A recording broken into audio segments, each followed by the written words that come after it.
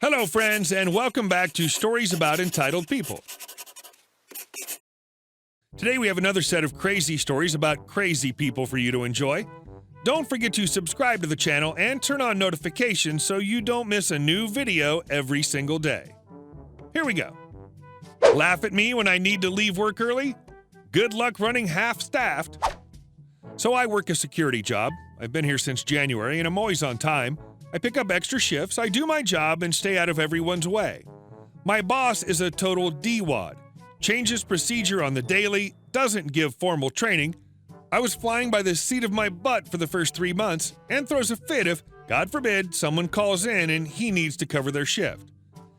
There's only one fateful day that I've missed work in 10 months. I'd just gotten back from the lake the day before and developed a horrible case of sun poisoning.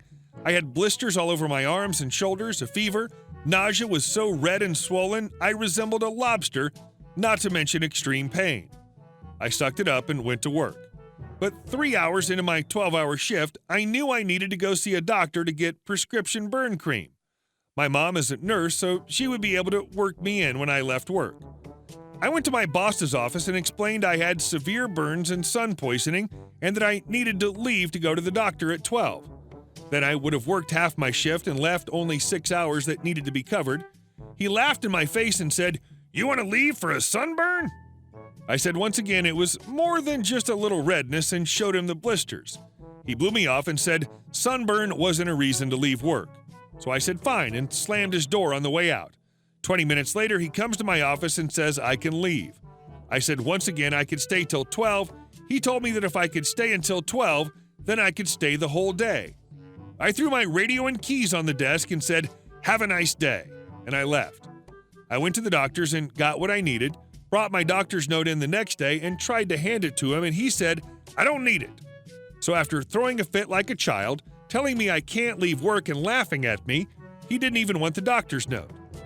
Nothing more was said about it, but I still believe it was not handled correctly at all. As I said, I'd never missed a day until that day and have not missed a day since. There was no reason to be a buttwad about it, especially since it was for a legitimate reason, and it was not even a full day, just a half shift. He continues to be an a-hole in general about the job. Not a day goes by there isn't a snarky comment about something.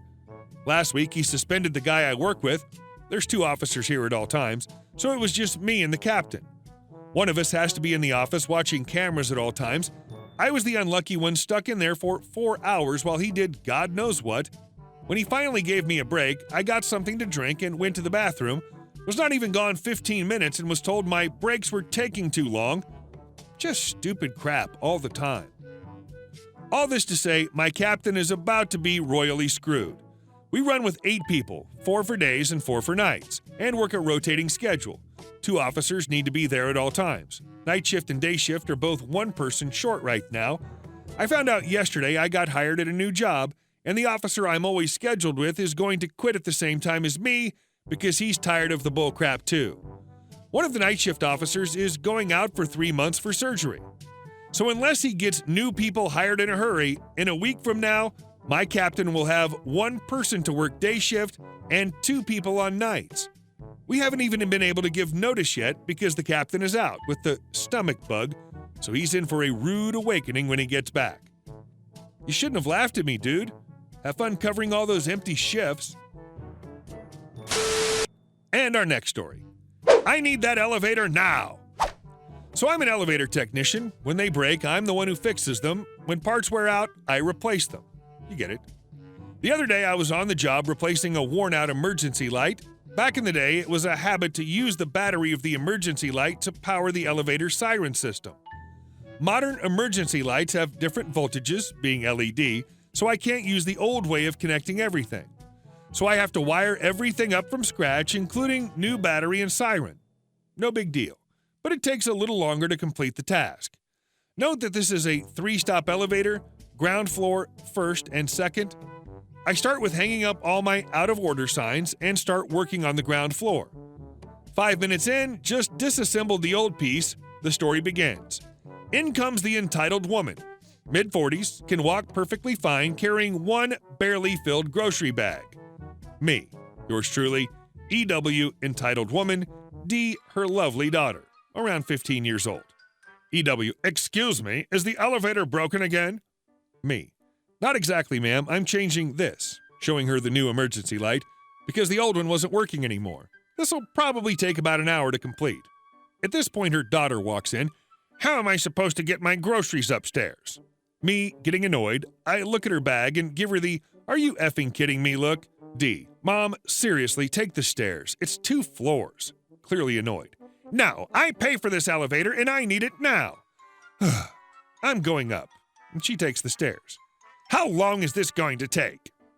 Me, like I said, ma'am, about an hour. The woman then sits down on a bench in the hallway waiting for me to finish. Really? Oh well, I do my thing in the cabin, not hurrying at all, mount the new E-light to the ceiling, and pack my things to go 1 floor up to start the wiring on the top of the cabin. Are you done yet? No, ma'am. I still have to wire things up on top of the elevator. No, I can see you're done. You're packing your things. Yes, I have to take my bag 1 floor up so I can start on the wiring. Can't I use it now? No, ma'am, you can't. There's exposed wiring up there. If you use it now, you can cause a short and you'll get stuck. It's really not safe. Fine. She sits back down on the bench, seriously PO'd. I take my bag and make my way upstairs. As soon as I stand in front of the first floor door, I hear the door on the ground floor close, and sure enough, EW went into the elevator and tried to take it upstairs. Hell no, I wasn't having that. I take my emergency key, and as soon as the elevator started moving, I open the lock, cutting the safety chain, and the elevator comes to a sudden stop. This scared the crap out of her, and she screams. I open the door, and in my most fake surprised voice, I yell, "Oh no, what have you done?" while calmly pressing the emergency stop on top of the elevator. Yep, this thing isn't going anywhere soon. Me, this is exactly why I said the elevator is unsafe to use now. I'll do my best to get it working again ASAP, but you've made a mess up here, so I don't know how long it's going to take. There was no mess, but I couldn't resist teaching her a little lesson. EW swears, yells, makes a scene. I'll be right back. I have to go to the engine room to see if I can get it working again. I close the door and make my way up. On the second floor, the daughter came out of the apartment because of the yelling of her mother. I quickly explained what happened. The daughter, raising her voice, "Oh no, please get her out of there." But then she comes closer and whispers to me, "Don't hurry, make her suffer." That's my kind of girl. Music to my ears. I smile, give her a thumbs up, and make my way up to the engine room. I call my supervisor to explain the situation in case she files a complaint. In the engine room, I start playing around with the fuses, putting her in the dark because, I haven't connected the E-light yet. I play with her for about half an hour before I turn off the emergency stop I activated, the elevator synchronizes to the lowest floor, and I wait for the doors to open.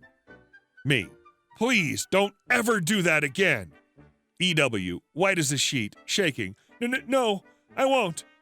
And she takes the stairs and goes inside. I never heard from her again. I calmly finish my job and leave the building with a smile on my face. Mission accomplished. And our last story. I can't leave 30 minutes early? Okay then, no more free labor. First job out of college, got my dream job as a media buyer at an ad agency. I was salaried, and this was before laws that force employers to pay overtime to salaried employees. I was gung-ho, coming in early, leaving late, 45-plus hours worked before Friday, ate lunch at my desk in 15 minutes instead of a full lunch break. Within a few minutes, I caught up on the previous person's backlog, and because I instituted some more efficient systems, the job that wasn't being completed in 60 hours by the previous employee was getting done in 45 or 50. After a month of straightening and cleaning, rearranging files on Friday afternoons, I literally had nothing to do. I asked for more work. Nothing to do. So one week, my son had a school event, and I asked if I could leave 1 hour early on Friday. I was told by the office manager that you are paid to work at least 8 hours a day. Even if you have 40 hours by noon on Friday, you still need to work your full 8 hours on Friday. You can come in early on Friday so you can leave early, but you need 8 hours. I explained that I'd been working 10 hours a day every day and didn't think it was unreasonable to ask for 1 hour on Friday, especially when my work was done by noon anyway. She didn't care, so I came in early on Friday and left early. That was the last time I came in early, and after that I never stayed late. I literally watched my clock and dropped everything when I reached 8 hours. I took my full lunch break. Within a few weeks, everything was late.